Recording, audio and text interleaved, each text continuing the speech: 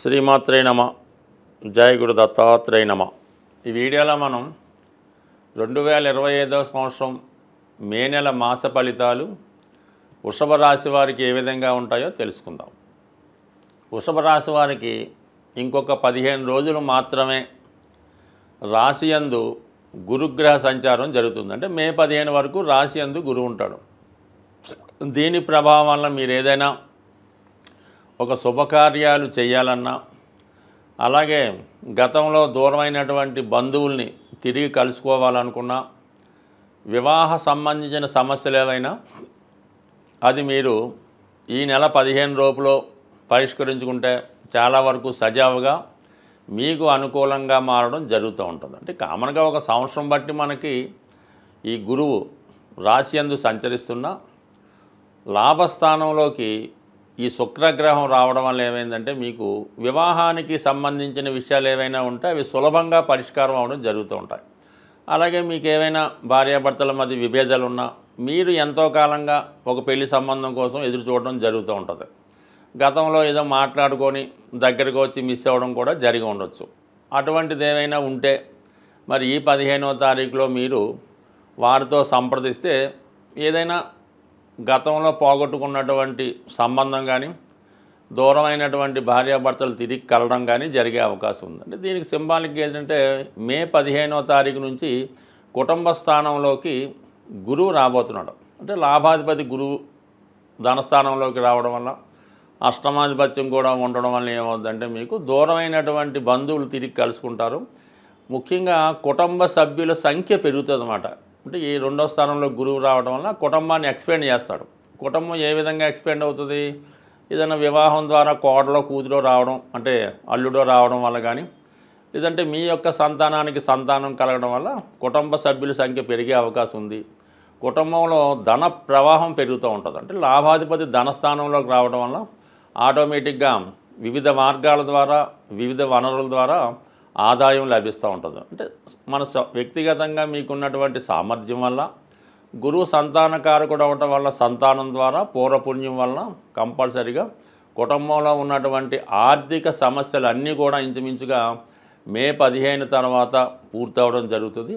అలాగే కుటుంబంలో ఎవరన్నా ఖాళీగా ఉద్యోగం అది లేకుండా ఉంటే వారికి ఏదైనా ఉద్యోగం రావడం కూడా అవకాశం ఉంటుంది. అంటే దీనికి ఒక్క గ్రహం వల్ల అన్నీ జరుగుతాయని చెప్పలేం, కానీ లాభస్థానంలో శనిగ్రహం రావడం వల్ల వృషభ రాశి వారికి ఉపాధి అవకాశాలు పెరుగుతాయి. అలాగే పోగొట్టుకున్న ఉద్యోగం కానీ పదవి కానీ తిరిగి పొందే అవకాశం ఉంది. మొత్తం మీద ఈ రాశి వారికి ఈ గురువుని ఈ విధంగా ఉపయోగించుకుంటే మొదటి 15 రోజులు ఈ విధంగా, తర్వాత 15 రోజులు ఆర్థిక పరంగా సక్సెస్ చేయడం జరుగుతుంది. ఇక సూర్యుడు మరి చతుర్థాధిపతిగా వ్యయస్థానంలో ఉండడం వల్ల మరి ఈ సమయంలో మీరు ఏదైనా ఒక ప్లేస్ మారడానికి కానీ, ఏదైనా ఒక స్థిరాస్తి కొనడానికి కానీ చాలా వరకు అవకాశం ఉన్నది.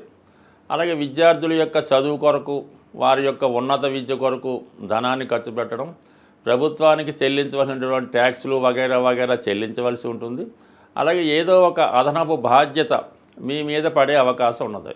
అలాగే ఆరోగ్యపరంగా మీ కుటుంబంలో చతుర్థాధిపతి అవడం వల్ల మదర్కి కానీ ఫాదర్కి కానీ ఏదో ఒక అనారోగ్య సమస్య కారణంగా వారికి వైద్యం అది చేయించడం కూడా తప్పనిసరిగా కొన్ని బాధ్యతతో కూడుకున్నటువంటివి, ధర్మానికి సంబంధించిన వాటిలో కొంత మనీ ఎక్స్పెండిచరు, కొంత టైం కూడా స్పెండ్ చేయవలసి ఉంటుంది. అంటే వీటన్నిటికీ కూడా సమయానికి తగిన ధనం వచ్చే విధంగా మీకు లాభస్థానంలో 4 గ్రహాలు అక్కడ ఉండడం జరిగింది. అందులో ముఖ్యంగా శుక్రుడు రాశ్యాధిపతిగా, షష్టాధిపతిగా లాభస్థానంలో ఉండడం వల్ల అటు రుణ ప్రయత్నం ద్వారా అయితేనేమి, వ్యక్తిగతంగా మీ ఉద్యోగ విషయాల వల్ల అయితేనే కంపల్సరిగా సమయానికి ధనం అందుతుంది. ముఖ్యంగా శుక్రుడు స్త్రీ గ్రహం కాబట్టి మీ సహ ఉద్యోగులు కానీ, మీ కుటుంబంలో స్త్రీలు అంటే మీ అక్కగారో, అత్తయ్య గారో, ఆంటీ గారో ఏదో విధంగా ఇప్పుడున్న పరిస్థితికి మీకు ఆర్థిక పరంగా సహకరించే అవకాశం ఉంది. మొత్తం మీద స్త్రీల సహకారం పెరుగుతుంది.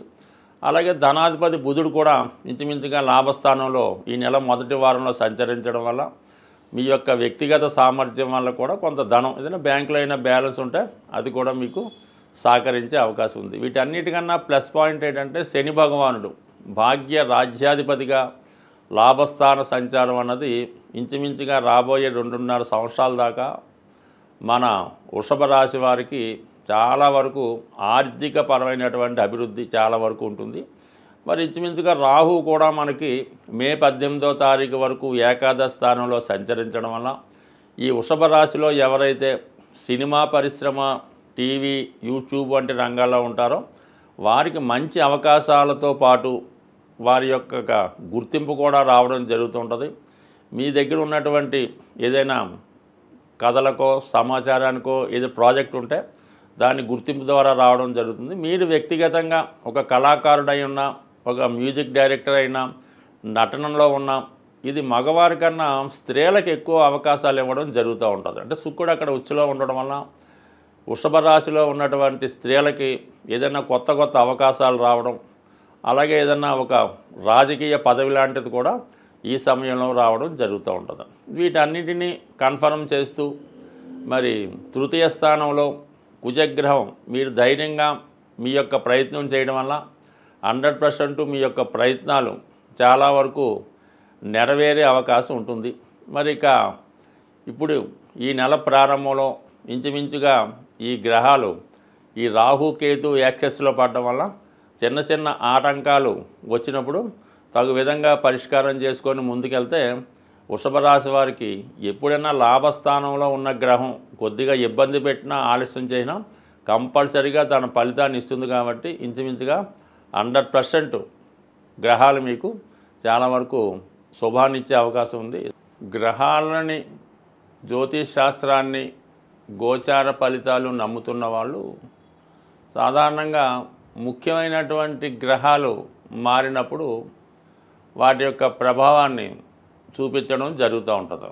అందువలన ఏదైనా గ్రహం మారినప్పుడు ఆ గ్రహానికి సంబంధించినటువంటి పరిహారం చేసుకుంటే అది మనకి అనుకూలంగా మారడం జరుగుతూ ఉంటుంది. ఇప్పుడు ముఖ్యంగా 18 నెలలకి ఒకసారి మారే రాహుకేతువులు ఈ నెలలో మారడం జరిగింది.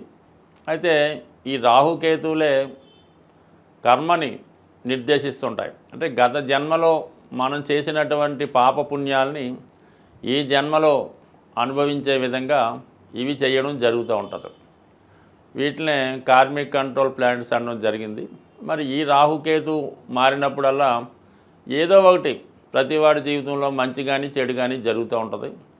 అది జరగాలనుకునేప్పుడు మనం కామన్గా ఈ గ్రహాలకి పరిహారం చేసుకుంటే అవి మనకి కొంత తీవ్రత తగ్గి మంచి ఫలితాలు ఇవ్వడం జరుగుతూ ఉంటుంది.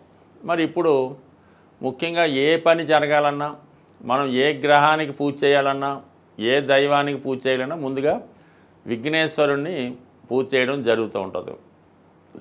కేతువు యొక్క ఆది దైవం విఘ్నేశ్వరుడు అవటం వల్ల మరి ఈ నెలలో మీరు కంపల్సరిగా అది సంకష్ట చతుర్థి రోజు కానీ, లేదంటే మరి కేతువు సింహరాశిలో ప్రవేశించాడు కాబట్టి ఆదివారం రోజు విఘ్నేశ్వరుడి యొక్క ఆలయంలో వినాయకుడిని విధి విధానంగా గరికతో అర్చించి మన ఎండు ద్రాక్షపళ్ళు అంటే ఎండు ఖర్జూరం కానీ, కిస్మిస్ లాంటివి కానీ మరి స్వామికి నైవేద్యంగా పెట్టి అక్కడ ఉన్నటువంటి భక్తులకి పంచిపెట్టడం వల్ల కేతుగ్రహ అనుగ్రహం లభించే అవకాశం ఉంది.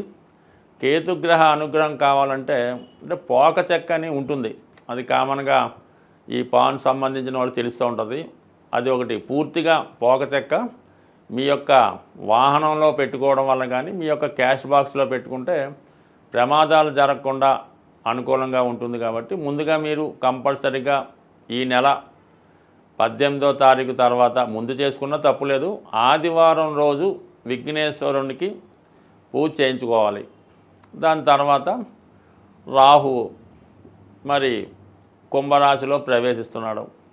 అందుకని రాహు యొక్క అనుగ్రహం కోసం కనకదుర్గ అమ్మవారు శనివారం రోజు కనకదుర్గ అమ్మవారి ఆలయంలో అమ్మవారి కుంకుమర్చన చేసి ఒక నిమ్మకాయల దండ సమర్పించి 18 సార్లు ప్రదక్షిణ చేసి వీలైతే పొలగం నైవేద్యంగా పెట్టి అమ్మవారి ప్రసాదంగా పంచిపెట్టినా పర్లేదు. వీలు లేని వారు కేవలం దర్శనం చేసుకొని 18 ప్రదక్షిణలు చేయడం వల్ల సరిపోతుంది. బట్ ఏదైనా కంపల్సరీగా ఈ శాస్త్రాన్ని నమ్ముతున్న వాళ్ళు మీరు తప్పకుండా ఈ వినాయకుడిని అమ్మవారిని పూజించుకోండి. వీలైతే ఏదైనా ఒక శక్తి క్షేత్రాన్ని శక్తి పీఠాన్ని దర్శించడం వల్ల ఈ రాహుకేతువుల అనుగ్రహం లభించే అవకాశం ఉంది. బట్ ఏదైనా రాహుకేతు మనకు అనుకూలంగా ఉంటే ఆటోమేటిక్గా మిగతా గ్రహాలన్నీ అనుకూలించే అవకాశం ఉంది. అందువలన కంపల్సరీగా గ్రహశాంతి చేసుకోండి. ముఖ్యంగా సింహరాశిలోకి కేతుగ్రహ ప్రవేశం అన్నది చాలా వరకు అధికారులకి పెద్దవారికి కొంత ఇబ్బందులు లాంటివి ఉంటుంటాయి. కాబట్టి నిరంతరం సూర్య నమస్కారం చేసుకొని ఆదిత్య హృదయ పారాయణ చేసుకొని ఆదివారం నియమంగా ఉంటే అటు ఆరోగ్యం ఐశ్వర్యం లభిస్తుంది. అలాగే ఇదే నెలలో గురుగ్రహం కూడా మనకి ఈ మే 15 మారడం జరుగుతుంది. గురువు ఏ భావానికి వచ్చినా ఆ భావ ఫలితాలు మనకి ఇంప్రూవ్ చేయడం జరుగుతుంటుంది. కాబట్టి గురుగ్రహ అనుగ్రహం కోసం అంటే శివుణ్ణి పూజించుకోవచ్చు, దక్షిణామూర్తిని ఆరాధించవచ్చు, దత్తాత్రేయుల వారిని ఆరాధించవచ్చు, లేదా మీ ఇష్ట దైవాన్ని పూజించవచ్చు, లేదా మీ తల్లిదండ్రుల యొక్క ఆశీర్వాదం తీసుకున్నా సరే గురుగ్రహం యొక్క అనుగ్రహం తప్పకుండా లభించే అవకాశం ఉంది. ఏదైనా చాలా కాలంగా తీవ్రమైనటువంటి ఇబ్బందుల్లో పడుతున్నాం, ఏ విధంగా కూడా మనకి దారి లేదు అనుకున్న వాళ్ళు మరి ఈ నెలలో ఒక అద్భుతమైన రెమెడీ ఏంటంటే ఏదైనా మీకు దగ్గరలో ఉన్నటువంటి గోశాలని దర్శించి మీ యొక్క వెయిట్ మీరు ఎంత బరువు ఉన్నారో అంత బరువు ఉన్నటువంటి వెయిట్ చూసుకోండి. మీరు ఒక 80 కేజీలు ఉన్నారనుకోండి, 80 కేజీలు ఎండుగడ్డి కానీ పచ్చగడ్డి కానీ దాని ఖరీదు ఆ గోశాలలో డొనేట్ చేయవలసి ఉంటుంది. అయ్యో అంత శక్తి మనకు లేదు అనుకున్నప్పుడు దాంట్లో 8వ వంతు అంటే మీరు 80 కేజీలు ఉంటే ఒక 10 కేజీలు పచ్చగడ్డి లేదంటే ఎండుగడ్డి ఆ గోశాలలో డొనేషన్ చేయడం వల్ల మీరు పునర్జన్మ కొత్తగా జన్మ ఎత్తి ఎంత బాగుంటుందో అంత ఐశ్వర్యవంతంగా అదృష్టవంతంగా ఉండే అవకాశం ఉంది. ఈ చిన్న ప్రయత్నాన్ని చేసి సక్సెస్ అవ్వాల్సింది. స్వస్తి.